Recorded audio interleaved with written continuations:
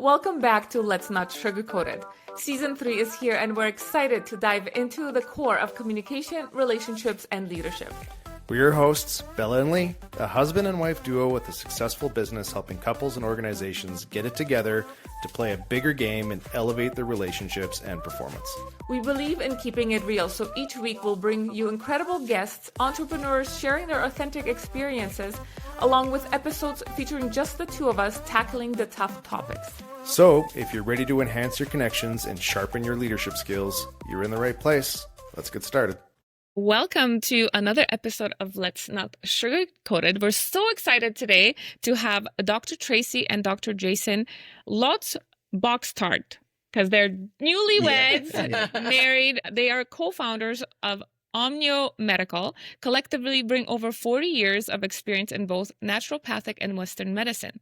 They specialize in providing evidence-based integrated healthcare solutions tailored to men and women. By uniquely combining personalized approaches to wellness, they aim to guide patients on transformative health journeys that enhance their lives. So welcome to the show. Thank you. Yeah, we are so excited because this season is all about communication and relationships. And you guys are a husband and wife team that are working together, and you're in the wellness and health industry together. And one is Western and one is Chinese medicine. Mm-hmm. So naturopathic medicine. Naturopathic. Yeah.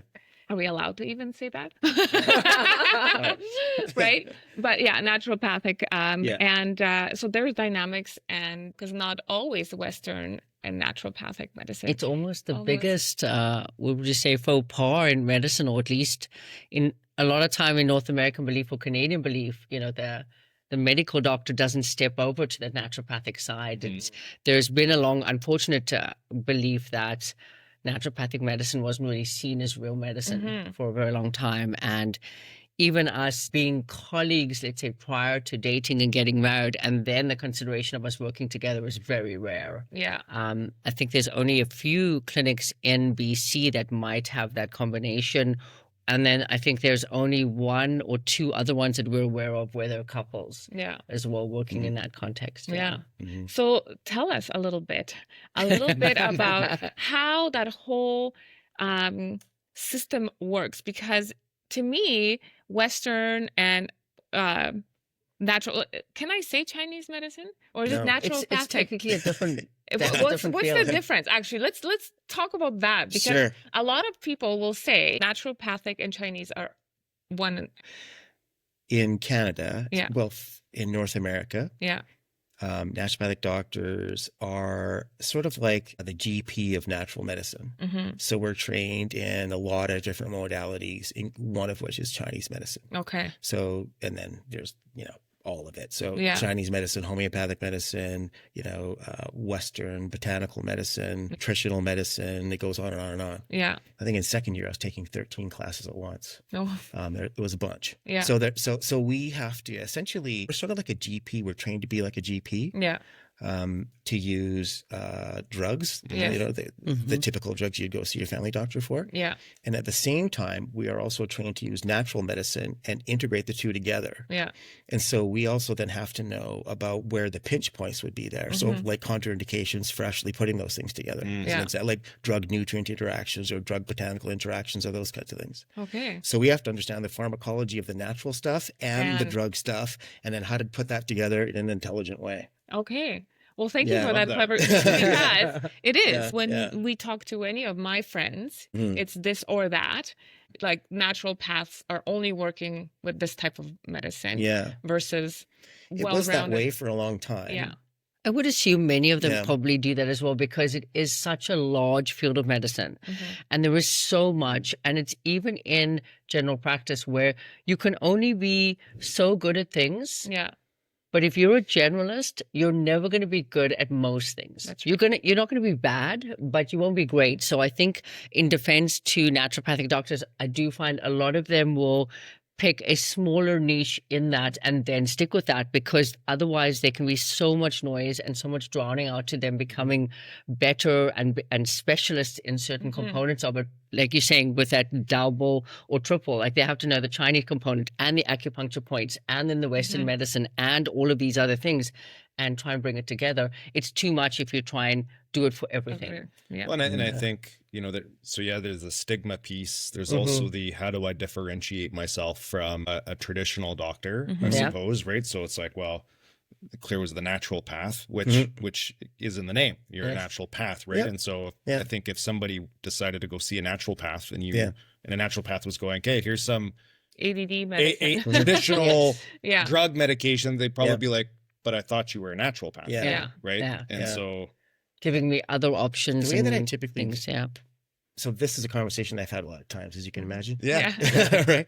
So the way that I usually help people understand is that if you're going to compare Western medicine and naturopathic medicine, it's really a difference in perspective more than a difference in tools, right? So because again, a medical doctor can also be an acupuncturist. I know some of those. It's really the zeitgeist is a difference in perspective. So oftentimes, and no value judgments here about, family doctors, naturopathic doctors, that kind of thing. This is just a general comment. Okay. little fine print. How it is on the internet these days. Yeah. But this is my perspective. Yeah. Okay. So, but what I usually say is that naturopathic physician is during the conversation, when you're having a conversation with naturopath about, okay, so, building a plan or walking through history, medical history, we're trying to find a way to help that person heal themselves. So oftentimes we want to find a way to healing, right? To fix the problem. Whereas a family doc, for instance, has 7 minutes to have a conversation with a patient, and they say, "Oh, you have hypertension. Okay, here's some Ramapro." They're treating them. Where we go. So you're treating the pathology, right? Yeah. Whereas oftentimes a naturopathic doctor would say, okay, well, maybe it's worthwhile reducing blood pressure right now, but we should also have a conversation about the why. The root cause. And then maybe we can get you to a place where you maybe not need that antihypertensive medication anymore. Right. The healing is coming internal instead of external. Because I literally have a tattoo on my shoulder that says, in Latin, the healing power of nature. So oftentimes the focus for us, one of the focuses for us, or at least the one we don't lose sight of, is people can also fix themselves. Right? We have this internal ability to get better if we're given the space to do that, right? And the right understanding. And so oftentimes we're going to be wanting to support that at the same time as, say, dealing with an acute pathology or something like that. And we just have a broad toolkit to do that in. Yeah. And so oftentimes when I'm choosing which tool to choose, I'm risk assessing, right? Yeah.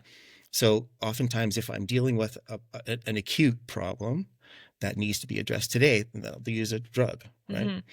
And then sometimes if I say, well, this is something that we can be managing over time, or say there's an emerging problem that really the risk is not acute, it doesn't really require a drug, then I can use a smaller tool, a smaller hammer, a natural thing or a lifestyle modification or whatever it might be to address an issue before it actually warrants using a drug. Right? I have a question, because in this fast-paced world, people want a quick fix now. They want a pill to fix everything. Not wrong. Right? How do you navigate do both that type of I mean, I remind the patient. Okay, there you go. The answer is we do both. So in my practice, no, literally, seriously. So people, you always, the way I think about it is this: oftentimes we're looking for an early win, right? Okay, so where can we win today for this particular thing, right? That's important to the patient, right? And then that brings them along the journey to be able to then circle back and deal with the why. You know what I mean? But oftentimes you have to get people out of the weeds first before they have even the inner ability and energy to deal with the why. Right? You can't, flog a dead horse, right? If somebody comes to you exhausted, you can't say, well, you should go run. Right. Yeah, good idea. Let's go to the gym, right? But I think part of the conditioning of being human is we also sometimes need those quick wins to give us that momentum and that sense of like, okay, this is working. And taking the pill, right? I love the traditional doctor answer. It's like, well, it depends. right? Totally depends. But everything's both, right? But it's like you get that little quick win, but it's like it's not the long term. Well, not always. Right? So take this, it's going to get you feeling better or on a path. So then you can also do these lifestyle changes, right? That in time, whatever that time is, then you don't need to do the pill fix. And I find a lot of my patients at the moment, are really feeling discouraged by medicine. So saying, I'm seeing my doctor tells me I'm fine, I don't feel fine. How do I get to the bottom of this? This is why they're reaching out to us and going, we're reaching out because we've heard that you guys have a different approach. And part of my explanation to the patient is usually that Canadian doctors, and I say Canadian because I'm in Canada, Canadian doctors are trained to treat disease. So if you are not sick, I have no job. Right? So when you come in, if I can diagnose a disease and I can give you medication to help with that, then my job is successful. They are not trained to prevent disease. They don't have the time to work with the patients either, because in the system that they've been trained in, they are told this is their expectation. You spend that time, you treat the disease, you move them on. So preventative medicine is not something that's in their wheelhouse. They're not even familiar with it. Then you want to add the nuances of things like, let's say, women's hormones and men's hormones, where it doesn't always fit into the defined numbers that they've been trained. I say as well is when we look at lab values, the lab values are only there to tell us whether you have a disease or not. They're not there to tell you whether or not you're healthy. So when you're in normal doesn't, like a 2 out of 10 and an 8 out of 10 are not the same score, but they're both normal. And a lot of our patients are looking for that, how we can look at, okay, what in my normal realm can be optimized. And then we're able to use both Western medicine and lifestyle and naturopathic kind of modifications to be able to kind of get them that journey, which is what they're looking for. Okay, so that's a good segue for me to ask about, what is Omnio Health all about? Because you guys are husband and wife team, female, male, different perspective. We're in the same age range where hormones for us are raging. What do you mean? Right? I have no idea what you're talking about. And maybe raging, right? The hormones are declining. Yeah, the hormones are declining. We're raging. Declining, we're raging. But it's communication changes.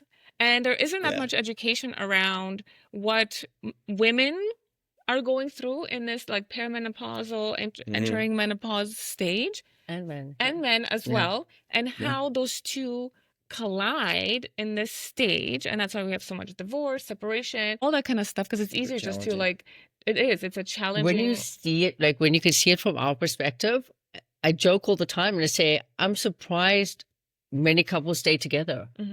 Because it is. We become, at least as women, we definitely become different versions of ourselves. And we weren't expecting it. And obviously, sometimes the changes are subtle and we don't see it, although our partners do. And then in that, the partners are trying to navigate, the shifts that are happening with us and their own, let's say in the men, the hormonal decline.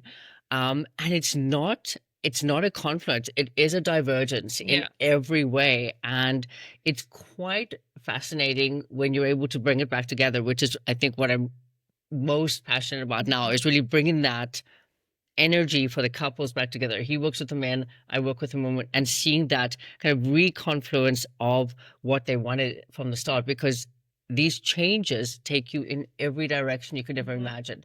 And then there's so much information online right now. It's like information overload. I mean, even if we take a very simple example of everywhere online, it tells a woman, eat more protein. But now you can't have soy because that's bad. And then you can't have this kind, and it has to be that quality, and it has to be so many grams, and it has to be in this form.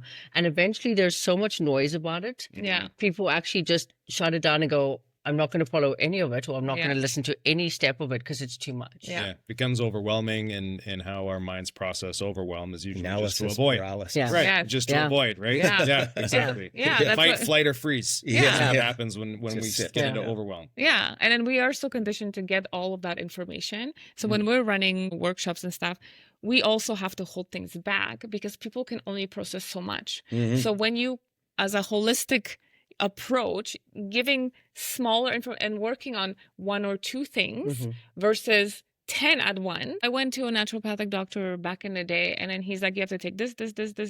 And I'm like, I am overwhelmed. I am not a pill popper. I could not get myself together. I was so overwhelmed. I quit. Right? Yeah, that's how it goes. Yeah. And a lot of what we're trying to do when we look at kind of supporting health is it is a long game. Yeah. Now, some of it we're doing for right now, but some of it we're doing because we're now identifying in 10 years' time, I still want to be this healthy. Yeah.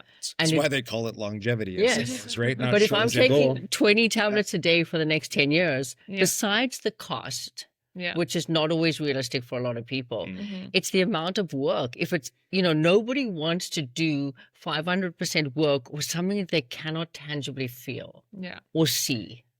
Yeah. When you're 10 years down the line and you can go, I can now see what I did was worth it.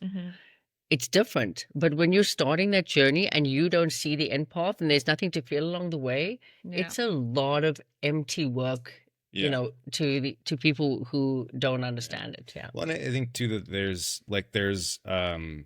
there's kind of a tipping point that will happen, right? Where the reason why it's a lot more costly for this type of stuff is because it is right now a bit of a niche place, because most people start to get to a place in their life where they are starting to not feel healthy, or they start to feel the shifts, and then it's like, oh, I need to do something different. But leading up to that point, you're taking your health kind of at an advantage.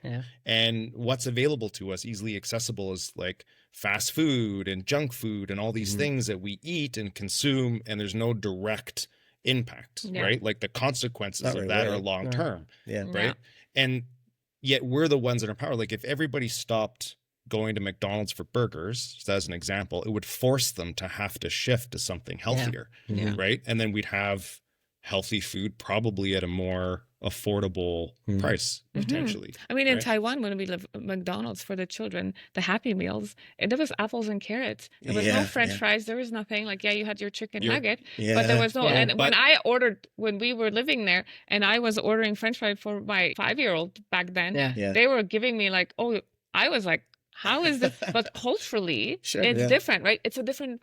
Chicken nuggets were in deep fry. They're just grilled chicken breasts. Grilled chicken breasts. In North American culture, one thing that we've really kind of experienced, and we've seen that as a South African, I've seen that a bit, and then when we've traveled, we see that the North American culture is about bigger and more. So if we look at other countries, keep you on the go, because then you're more likely to come back, right? That perception of fast. We look at, many Asian countries where the sizes and the portions are so small. We look at them as North Americans and go, I don't want this little 50 ml bottle of juice. I can get, the 150 ml one or the 500 ml one for the same price. But when you speak to them, they, a lot of people who are growing up in that culture, they say, I only need as much as I actually need. So why would I buy supersize me? Because you cannot drink 1.5 liters of Coca-Cola with your giant meal. It's actually not realistic, but we're training North Americans to keep going bigger and wanting bigger and more, because it's the industry that then sells, right? They're able to sell more, unfortunately. But it leads to massive health detriments. Going back to what you two are up to in your practice, so there's all these internal changes that are happening. And again, the conditioning is all about when we don't feel right, when there's something that happens to us that doesn't make us feel whole, we immediately look to the external, right? To look for why. And then who's closest to us when we look external? It's usually our partner, right? And then we fall into that blame game. We start lots of criticizing, doing all the things, right? Like, I feel crappy because you're not doing this, or it's not enough of this or enough of that, or whatever it is, where how you're feeling is not always to do with that other person, right? For sure. And so there's the chemical stuff, right, that affects body and mind, but then also just the perspective changes, right?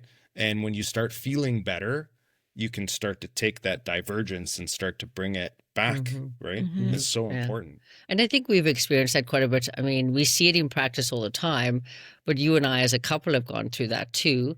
as I am going through my own hormonal changes and changing as a person from when we met, right? We met just over started dating just over about 5 years ago. And at that point, I was less unstable. I was more stable. My hormones were definitely. Yeah. He's thinking, can I laugh about this? And as that all the time. As that shift has happened, even I'm looking at myself going, this is not what he signed up for. Yeah. And yet he's still there and he's staying. And kudos to that. I mean, this man loves me to death and I'm so grateful. But there's that own feeling of, man, I can't imagine what my patients feel like, because I at least know what's going on and I know how to control this, and he knows what's going on, despite there being days where we're both overwhelmed. Yeah. How do my patients manage this? How do his patients manage this? When they don't actually know what's going on and it's happening, and they have, they're just feeling, there's many days where we felt so lost in it, in our own health. There's days where we're just hoping I don't die again, or I've unfortunately had cancer twice. And then we're going through that. And it just, we really do, I want to say, understand that kind of nuance for our patients of like the changes that happen and then the insecurities that go with it, but also just having no idea and where to from here, and trying to also navigate it for ourselves so that we can then tell our patients, we've tried and tested this, and this is these things that we know will help or will work. I really commonly start people on what I call the effort amplifier plan. Tell us about that. Well, it requires effort, right? And those one-liners next. What I do is I set people up for a win, right? Yeah. So if they actually do the thing that we plan, right, that it actually goes really well, right, and then that encourages them to continue, right? And so, and then maybe eventually our intervention, they don't require so much anymore, like training wheels almost. I literally, I use that term in my practice all the time when I'm starting guys off. And like I said, getting them out of the ditch, back on the road again. Yeah. And because oftentimes getting out of the ditch takes more effort than once you've got going and have some momentum and away you go, right? Yeah. And so oftentimes we're intervention heavy initially, but it's not the forever plan. Right. The goal is that, we're moving away from that and moving you into this, into a direction that's sustainable for you, right? It's for the patient and their life and their plan and what they want to do, not necessarily what I think is the ideal thing to do or what I do. I will say people generally look at us, me in particular, because I'm a naturopath, and think that I'm some sort of paragon of virtue. I am not by any stretch. I mean, I love a single malt scotch, and when I graduated med school, celebrated with a big, Churchill, like a big, not a small cigarillo, like a size Churchill, and because I think that life is worth living, right?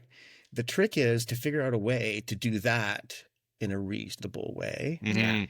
And then, but then also compress disability towards the end of your life. Like I'm going to be I turned 58 this summer, right?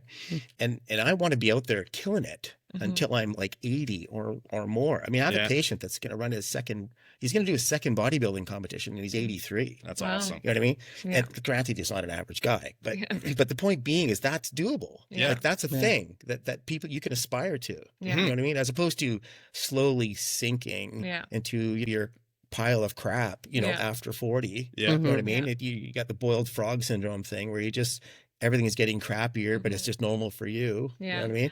There's an identity piece there, right? When someone is in, as you called the ditch, right? And you're in there for so long, whether the ditch is life is just crappy because of like stuff that's happened, like finances or relationships or whatever, or the ditch is constant pain, or it becomes a part of who you are, your new normal. Just normal. And then the idea of not having that in your life, that's where that identity crisis starts to become, right? Because, well, if I don't have this, then what? Right? Because you need to change your habits and all the things and the that you're mindset. doing. Like that's the thing is like we're not conditioned to think bigger.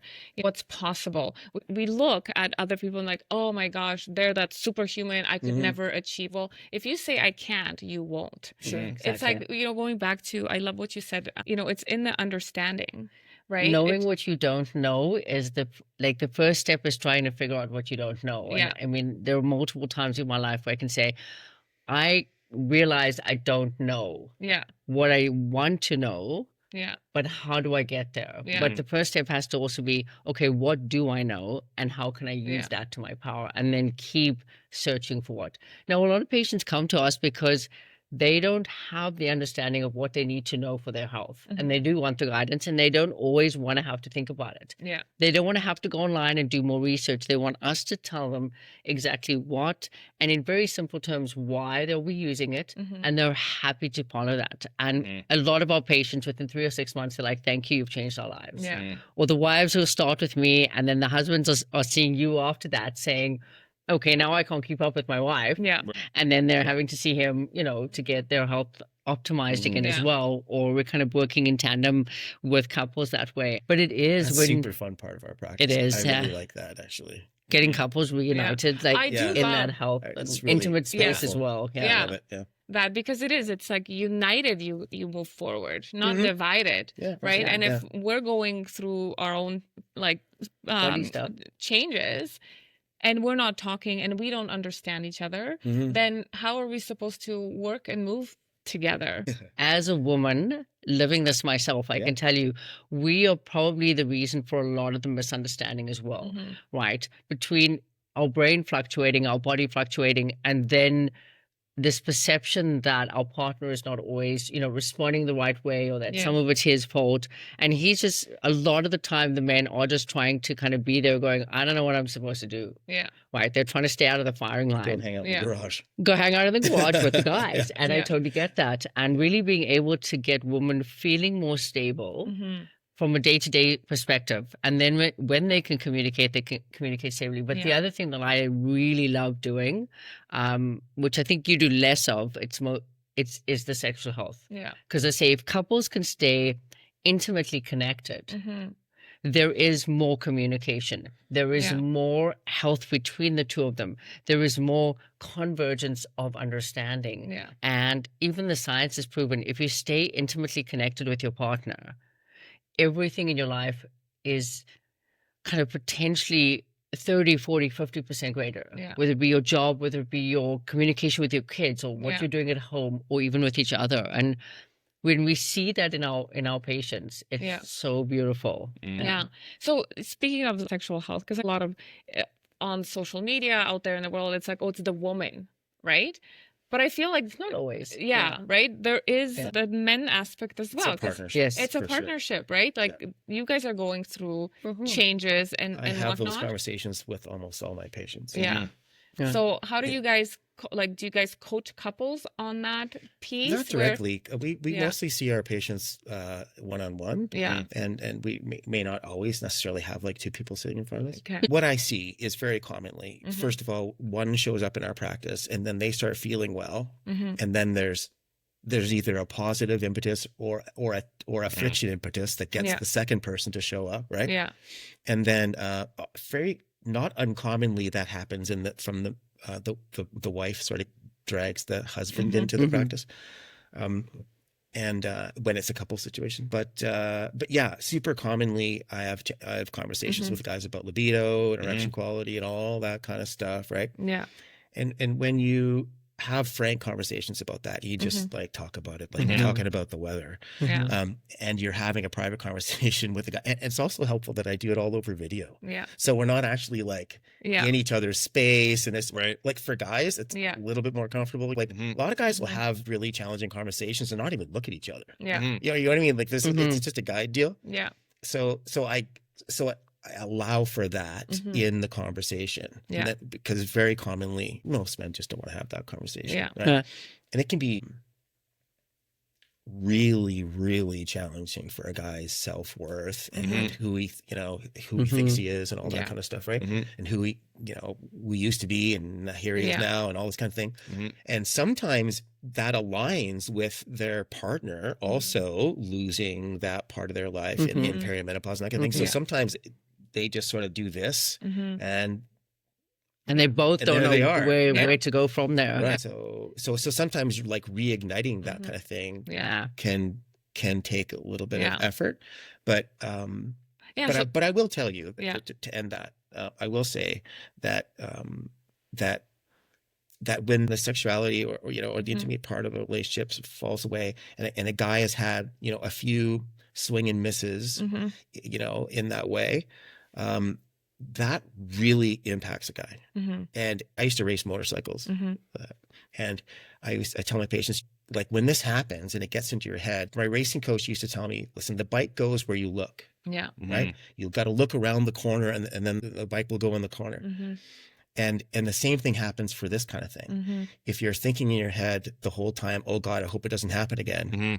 Yeah. Sure as hell, this is the way it's going to go. And so oftentimes I tell guys, okay, we need training wheels. So we need some wins here. Yeah. and when you sort of talk like this, it's almost like, okay, we're coaching a basketball team kind of an idea, right? Right. Then that's the language that guys get. Yeah. Guys are frankly quite coachable. Yeah. Because they come from that culture, right? Yeah. So if you talk to them like, okay, so here's the game plan. You know what I mean? And all of a sudden they're like, okay, I think I can pull this off. And then away we go, right? Yeah.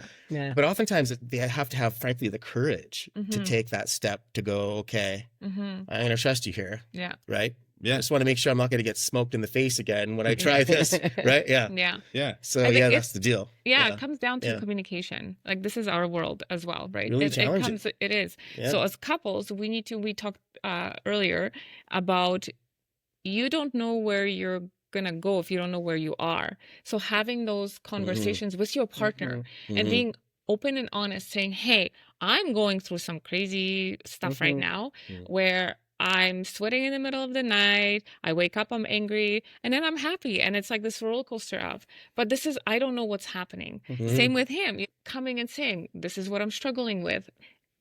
Then you know where you are, and then you can come and fix the communication issues and fix your health issues, right? And then you're flowing again.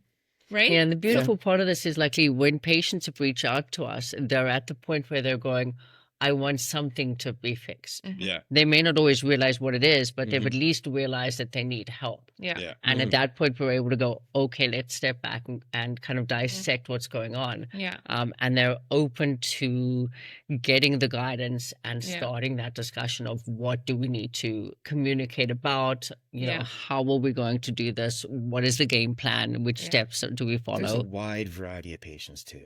You got to remember, right? Not everyone is coming to us and wants to revamp their life. Yeah. Like, a lot of guys that I talk to just want a little testosterone to feel like themselves again. Right. Full stop. Yeah.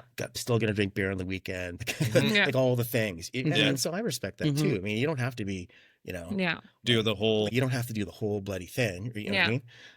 But you can, but you don't have to. Yeah. Like, everyone comes from a different perspective. But I still love the approach where it's like, here's the game plan, where it can be like, you're providing options and perspective. I talk about possibilities. Where you're just like, hey, right? I can do this, right? And this is today the predictable, certain future if you do this. Yeah. Not saying it's bad, not saying it's great, but this would here's an alternative, right? If you want to put in a little more effort, then we could still do some testosterone or whatever. But if you also do these lifestyle changes, I mean, this is also what's possible, right? Which I love that piece, because, again, going back to social media, there's so much stuff out there that falls into your algorithm. It's just about noise, what to do, right? And it's always like, oh, well, if I need to be this ripped, half of it's silliness. Where to feel good, you don't need to look a certain way. To feel a certain way. Not everyone has to react. No. I mean, it's fun. Well, even for the ladies, right? There's a lot of pressure to do the yoga and do the journaling and eat this way and do this. And that doesn't resonate with everybody. Yeah. Right? I don't want to journal. But when you see these kind of things that pop up. It's always like, do this and do this and this. But 3 of those 5 things don't resonate with me. So trying to find in the kind of tool case, which tools will work for the patient, and having them identify that as you chat with them, you're able to go, okay, these things will work for them. How much will they help? And what do we need to add then in some other way, whether it be medication or kind of a quicker fix to support that?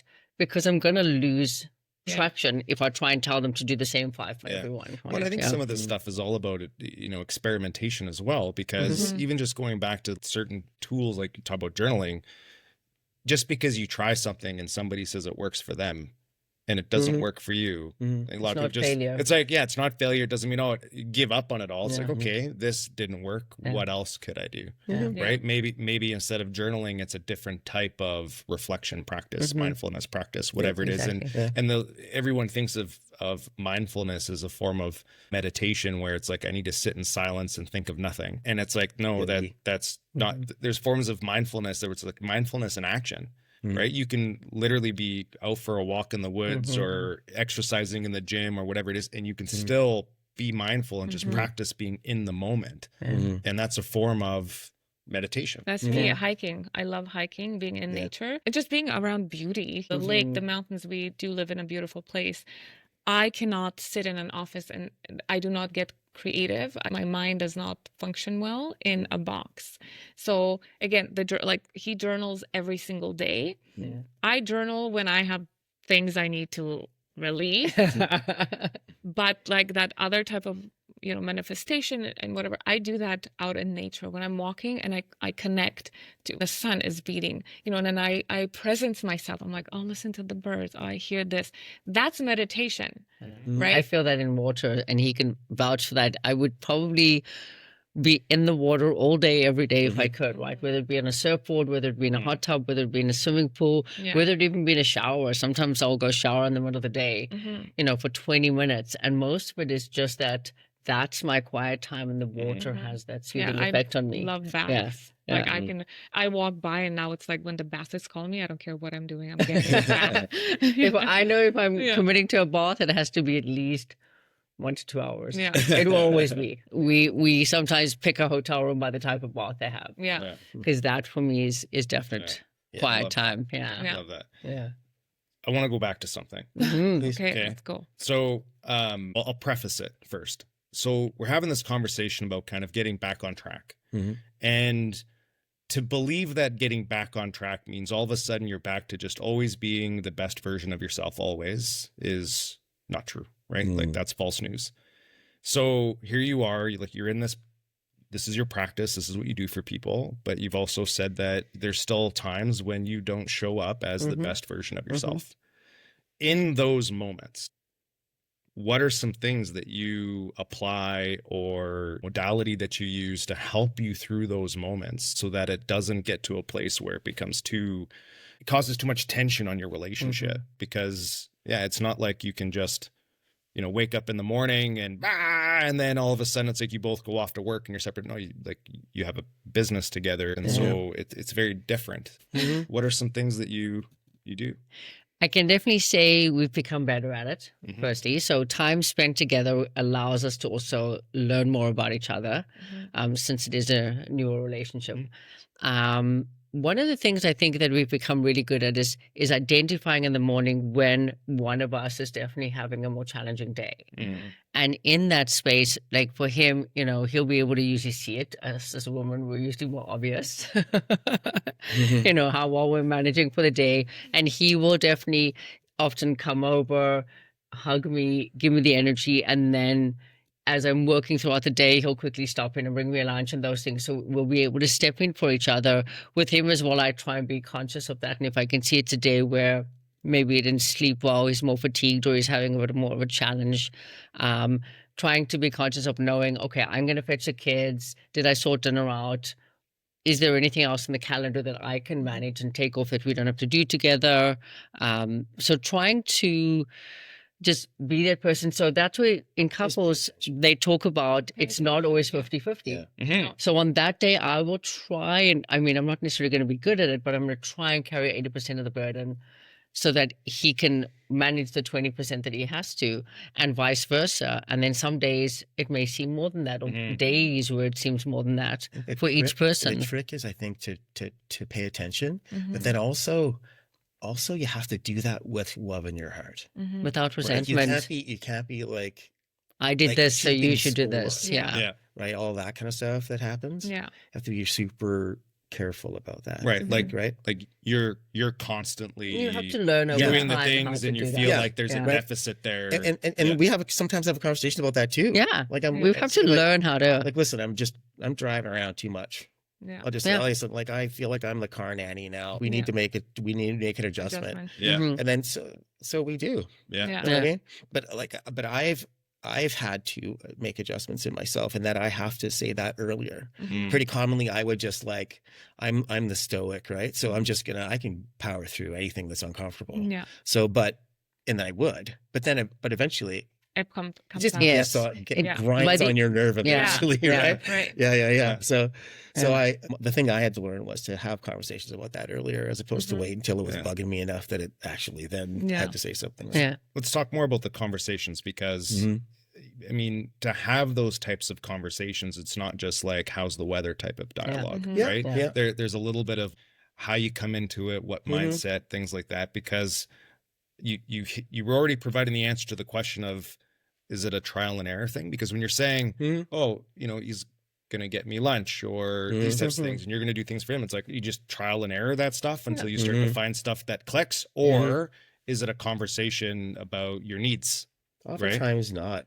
Well, not at this point. I think we've been through an evolution ourselves where we've had to learn how to talk to each other, because we also both came with coping mechanisms from our previous relationships. Yeah.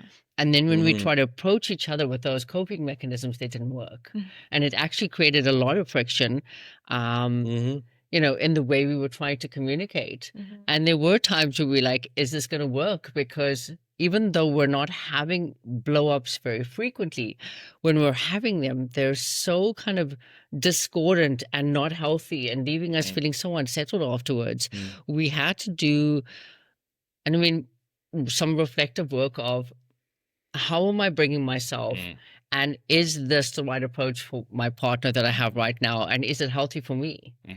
And where do we go from here? And it's not perfect, and it's an evolution, and we're still working on that, but we're trying to communicate with each other. When you do that, it makes me feel this way.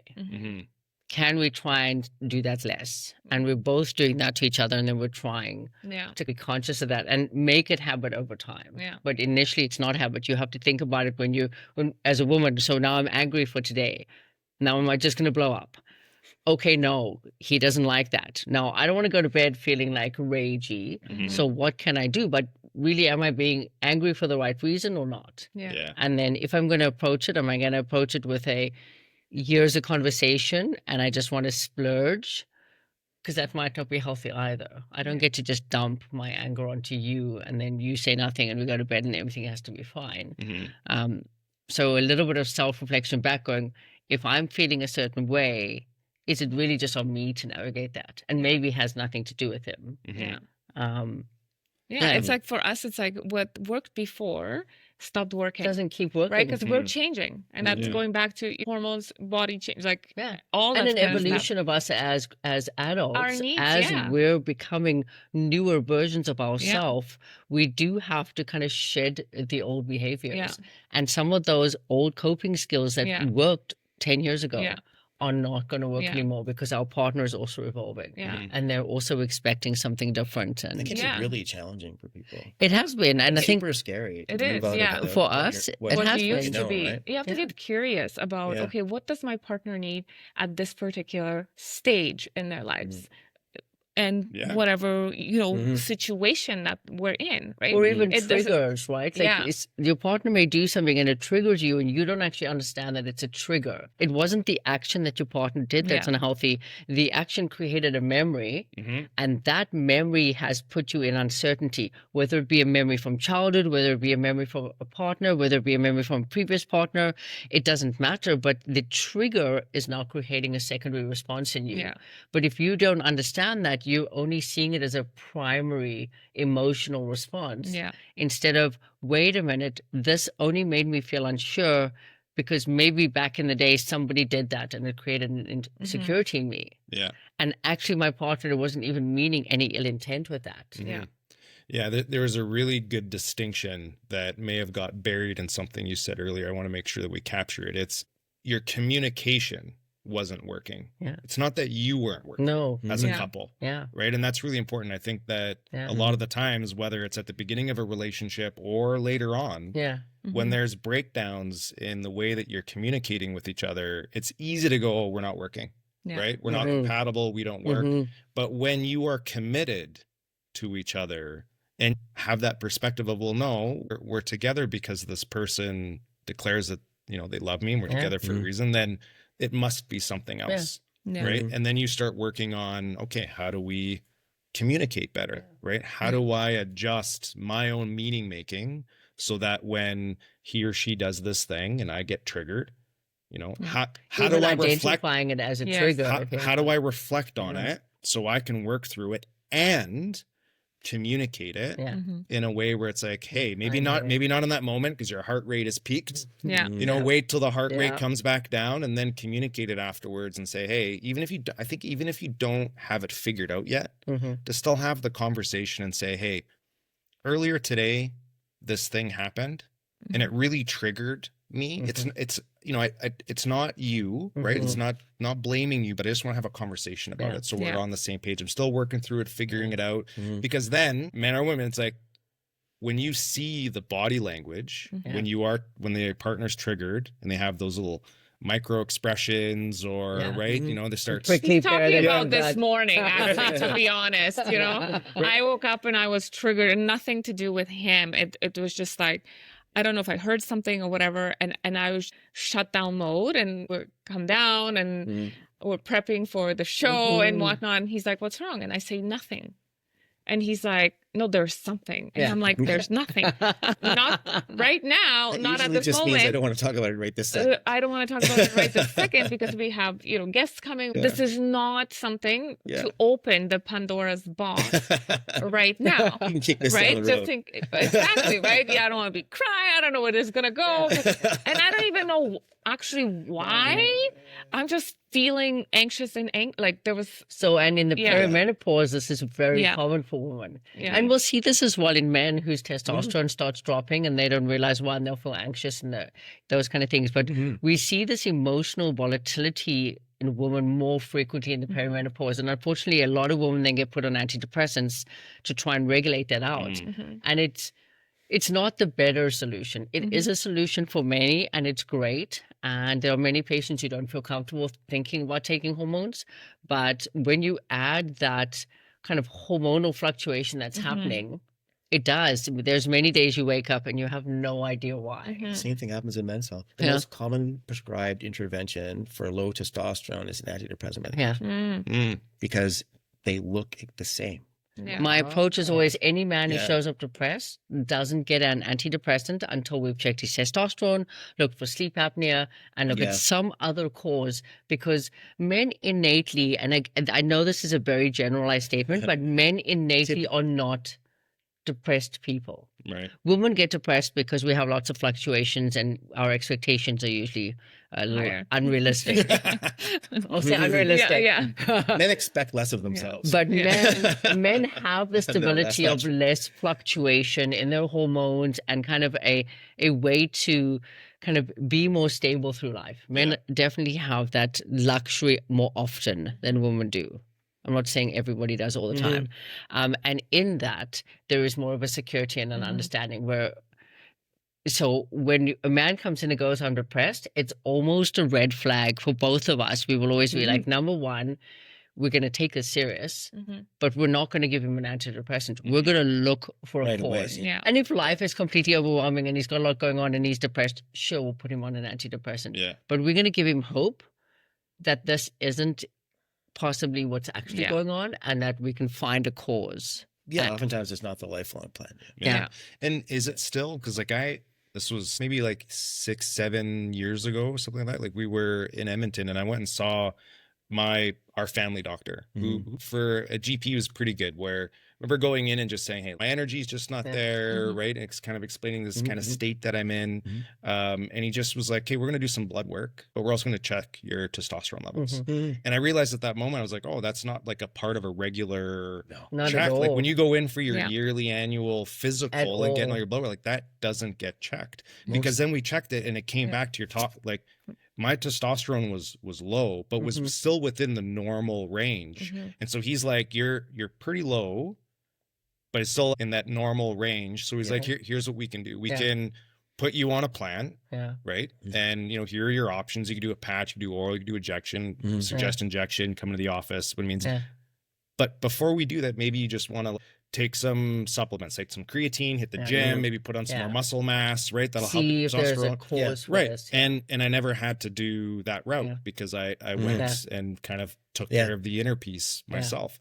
But I realized that, like, why isn't this something that just gets tested for men? It's not even something that gets diagnosed. No, honestly, I've talked to lots of family docs about this privately. The conversation usually goes, we're not trained to use this modality. It's a controlled drug in Canada. It's a controlled drug in Canada. So there's a lot more oversight and pitfalls in and around It's similar to you being on morphine, actually. Like they're controlled the same way. It's registered.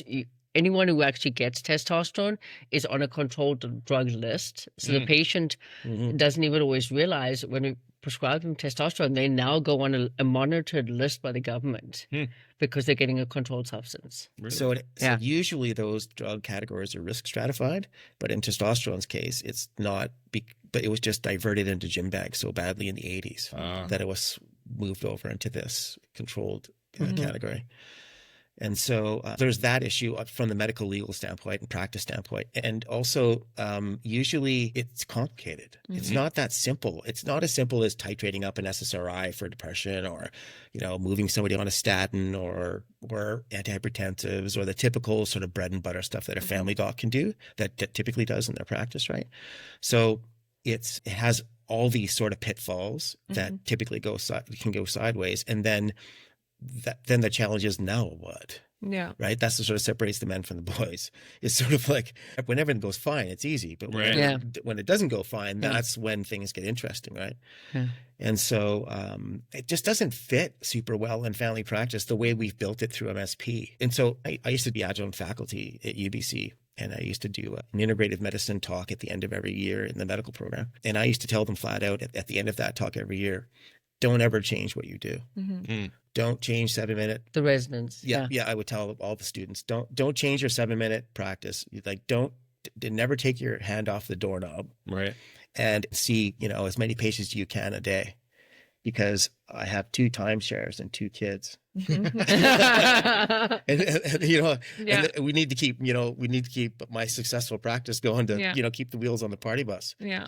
But honestly, and they would be, you know, kind of teased off with me about it. But it was honestly the truth. Right. Yeah. My practice wouldn't exist if their practice was different. Right. Yeah. Right. I mean, so if we designed MSP to be different than what it is now, where we made health outcomes part of medical practice as an example, right? Oh, make it measurable. Yeah. Right. Yeah. Just as an example. Yeah.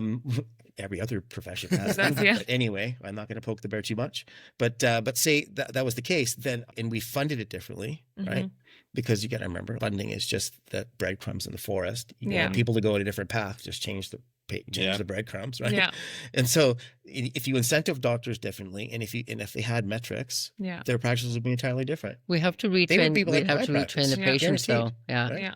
Yeah. No, honestly, like when my practice was a 3rd-year rotation for UBC, that the medical students would come in and spend a week with me, and really commonly they would say, "Man, like this is what family medicine used to be like." Yeah. You know what I mean? You can actually build a therapeutic relationship with your patient, actually get to know them and understand them and get to know their family a little bit and all this kind of stuff and understand all of this, right? Yeah. Their life, as opposed to whatever the hell you can glean, you know, in the first 30 seconds of talking to them while they're telling you what their problem is and you're busy looking at your prescription pad. And I know for a fact that lots of family, because I talk about family doc because that's the equivalent to me, they oftentimes are challenged by their practice. Like they kind of hoped for something different, and then they went into the system, and the system is quite broken in that.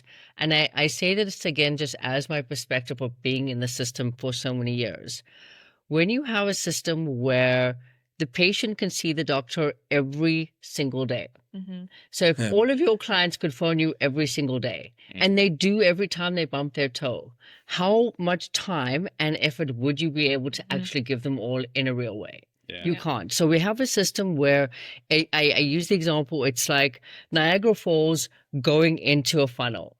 Okay. So we have doctors working X amount of time, but we have every single day they have, like they look at walking clinics and they go, I can never get in. 50% or 40% of the people there every day, and I know this because I had my own urgent care clinic where we were seeing 200 people a day between three of us, 7 days a week. And I can tell you 50% of all the people that showed up every single week did not need to be there. Yeah. You do not need to come check, for me to come check the fact that you sprained your ankle 3 weeks ago and you're just double checking it. Like those are things where we've made people sort of completely incapacitated to understand that you're not always going to feel great. Yeah. I mean, the best example is I had a patient come in, and I've seen them since, and they still remember this. And they said, Doctor, I have blue hands. And they're really worried. And they've waited 2 hours in the lineup. And they're already agitated because they had to wait 2 hours. And I'm thinking, it was their choice to show up that day, right? I looked at it was a female. I looked at the female patient's hands, made her go wash her hands. And it was the blue dye that had come up from the new jeans she was wearing that day. So that was a consult. Yeah. And the government has to pay for that for my time, but that's not what I was trained to do. Yeah. But then they're also complaining, well, I waited 2 hours. And it's like, but I didn't make you wait 2 hours. You could have washed your hands. Yeah. Or you could have waited till tomorrow, because blue hands is not really that common. Yeah. And look outside the box. But we've incapacitated the public to have any understanding of health. Yeah. And then the minute we tell people, please stay away from emergency departments, it's super busy, like only really emergent people. You know who are the only people who do not show up? The one that needs the emergency. The really sick patients. Yeah. Because everybody else doesn't care. I worked emergency for many, many years. And at 3 o'clock in the morning, I'd have people come in with a splinter in the finger that they couldn't get out. Yeah. Because they wanted to come in and it's an emergency to them. Yeah. And when we have a system like that, where we have only a finite amount of resource, but we have an infinite amount of basically just water rushing over, you're never going to be able to give the care you can. And you're always going to get burnout. And until we choose to change that and not allow an open door system for you to basically show up every day and complain about something, it's never going to work. Yeah, it's never going to give people better medicine, because the doctors can't provide it in a system where they're expected to babysit people all day. Yeah, and it's like we are conditioned to constantly rely on others to make us feel either better, a certain way, to provide for us, instead of looking in and going, okay, actually, I do have the tools and the knowledge. If I choose to educate myself, I mean, a lot of people make fun of me because the term granola mom.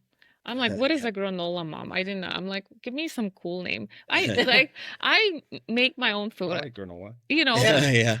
I had a cat named granola once. Right? And it's somebody who apparently does things, you know, doesn't buy the baby food, makes their own, and so on and so forth. It's not that hard, you guys. I might make dinner every night from scratch. My family hates it because they'd wish I'd make something more exciting. But I'm like, so you know what my new exciting thing is now? It's like, because I have anemia and my hemoglobin is down, so I don't absorb the iron, right? So he's making fun of me, although he knows he's making fun of me, because here I go research. I'm like, okay, what can I take? What kind of foods? What kind of meat? Without having to go to the doctors. Which is none of the above.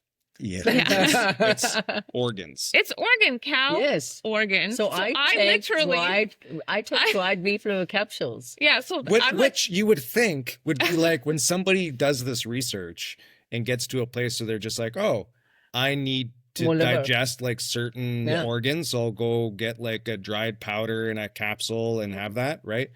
Did you buy extra liver? But that wouldn't be. I bought the kidney, I bought the liver, and the heart, and I didn't realize how much work it is for the kidney because you have to soak it for a few hours, depending how large it is. Then you have to cut out all the stuff. Then you have to soak it in milk, and then you have to, do all this extra stuff. Well, guess what? I have little baggies of freaking cow.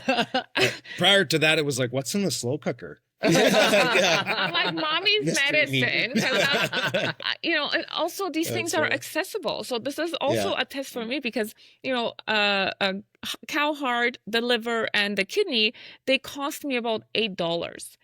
The pills are going to cost $90, $100 a month. Well, I have a month's supply in my little baggies for $10, really, and my time, right? But I do like trying things because then I know what is in that capsule, what is in my baggie, and it's what is going in mine, like digestion, because I don't trust everything. What they tell you on the label. I know I used to on a skincare company, and I know what goes on the label, and we've spent some time making sure that we work with companies that we can trust. So the supplements that we do usually recommend, which are not as many as you'd assume, we use as well ourselves, and we try to figure out the brands that we can trust so that the product you're getting is what it actually says, right? But I do that, so I take the capsules. And well, once I ran out of my baggies, I don't think I want to do another cow, what is it, kidneys? It was a try. It was a try. I mean, it's, it does taste like liver. So just the idea is mix it with your other food, right? So this is where you're supposed to mix it into the chili pot or mix it into the ground beef. For yourself. For yourself. Oh, no. Into your serving. In the US and in the UK now, they actually have family pot and it's fella's pot. I just take the capsules and then I don't have to torture my family any further. They appreciate that, yes. Because they're not going to be open to that. But I also want to show my kids too that it's not all just like pill pushing. We have an iron fish. I have an iron fish in my drawer that you're Yeah. supposed to stick in the pot when you're cooking, and then cast iron pot, right? Those kind of things. I always tell people there are all these little things that our ancestors did, and that's why they had these issues with this. That's they still had a life expectancy of 45. They did. Do you know they didn't die of anemia. It was only 100 years ago that as a female in Canada we lived past 60. Only 100 years. Really? Yeah. Yeah. Well, so menopause wasn't a big deal back death. then either, because they didn't make it. Most people didn't make it past 60. Yeah. Wow. Yeah. Well, I think that's also why the female body is so understudied, because we didn't live that long, and then we did study the male. There were a lot of births and things like that in childbirth. A lot of deaths in childbirth. Right. There were a lot of other things that are kind of killing moms along the way as well. That decreased it. Although men were usually killed in war and through accidents and things like that as well. Such challenges for sure. Now our biggest threat of death is menopause. Surely from you guys, yes. Ducking fast. That's right.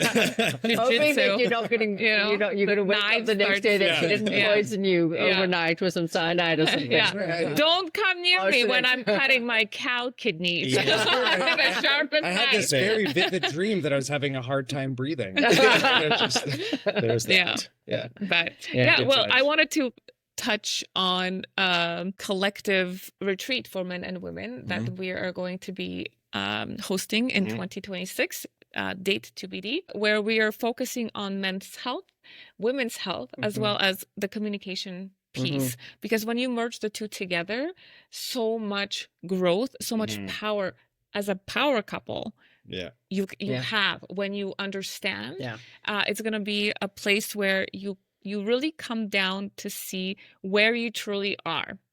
No smoke and mirrors. This is where we are as a couple in health, in wealth, in mindset. And this is where we want to go. So we're going to create this amazing space, container where we can grow and get our health up so that, knives aren't flying and liver chops are not. And you just continue to live into your best version of yourself, right? And whether you're in a place of feeling like the best version of yourself is declining, or maybe you're in a place where you felt like you never had that opportunity to live into your best self, right, and you're struggling with that, this is going to be that place to be able to get all the tools, the modalities to be able to step into that. Because as we were talking about before, it's not just one Herculean effort to get you through it. It's actually stacking all of these little things that you do from a physical perspective, from a psychological perspective, because they're so interconnected. Yeah. Right. And if we've ever looked at the most successful people, and obviously everybody's term of success is different, but if we look at the big successful people out there, major corporations, you know, heads of different things, I've always turned and said, what is the one thing they all have in common, or they have to have in common? They have to have that second person there that is their support network. Whether it be the personal assistant or whether it be their partner, you cannot reach the top on your own. That's right. No matter who you are, you have to have that support person there, because they have to be helping and stepping in, and sometimes they'll be taking the reins, and then sometimes you're doing it, or they're doing the other things in the background. And when couples can really find that sweet spot with each other, the ebb and the flow of how to be that support in a healthy way, that's how you climb mountains. As opposed to just walking on the flat. Yeah. Okay, well, on that note, thank you so much for coming and being so real, raw, and unfiltered. We did not sugarcoat this episode for sure, but thank you for the wealth of knowledge and all the information. Where can people find you? Omnio Medical. So we do have a website. Our secretary has a cell phone. So this is very support for our patients. They can technically text and get support most days, most of the time, 778-349-3366. But if you go onto the Omnio website, you can also, on there is a link that takes you to our Jane app, which is the booking platform where you can create and just book an appointment. We do some classes, we do individual, and it's relatively flexible. People can pick or buy what they need. Awesome. And that practice is entirely virtual. Right. Amazing. Anywhere in the world, anytime. Any place. That's right. Just not at 1 o'clock. Boundaries. That would also be one of the things we talk about on the retreat. Boundaries. Okay, well, until next time. Bye. Cheers. We hope you enjoyed today's episode and gained valuable insights to elevate your life and business. If you found value in our conversation, spread the love. Share this episode with family and friends, and let's grow this supportive community together. And don't forget to like and follow us so we can reach more amazing people just like you. Until next time, remember, let's not sugarcoat it. Keep it real, raw, and unfiltered.